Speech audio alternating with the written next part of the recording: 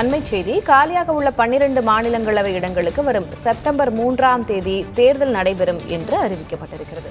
தெலங்கானா, ஒடிசா, அசாம், பீகார், ஹரியானா மாநிலங்களில் இருக்கக்கூடிய மாநிலங்களவை உறுப்பினர்களின் பதவிக்காலம் முடிவடையவிருக்கும் நிலையில் காலியாகும் 12 மாநிலங்களவை இடங்களுக்கு செப்டம்பர் 3ஆம் தேதி தேர்தல் நடைபெறும் என்று அறிவிப்பு வெளியாகியிருக்கிறது. அண்மைச் செய்தியாக பார்க்கிறோம்.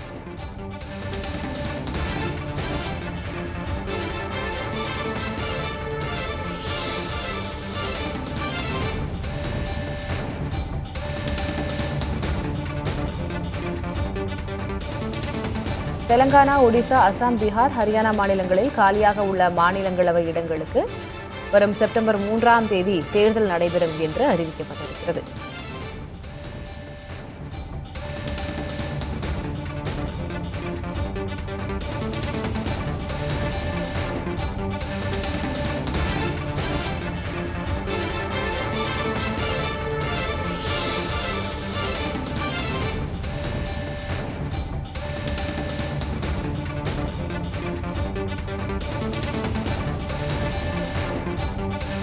மாநிலங்களவை இடங்களுக்கான தேர்தல் வரும் செப்டம்பர் 3ஆம் தேதி நடைபெறும் என்று அறிவிக்கப்பட்டிருக்கிறது.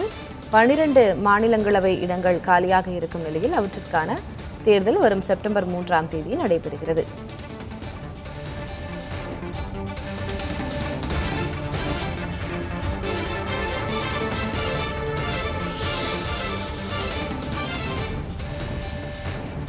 இதில் குறிப்பாக தெலங்கானா, ஒடிசா, அசாம், பீகார், ஹரியானா மாநிலங்களில் காலியாக உள்ள மாநிலங்களவை இடங்களுக்கு இந்த தேர்தல்கள் நடைபெறுகின்றன.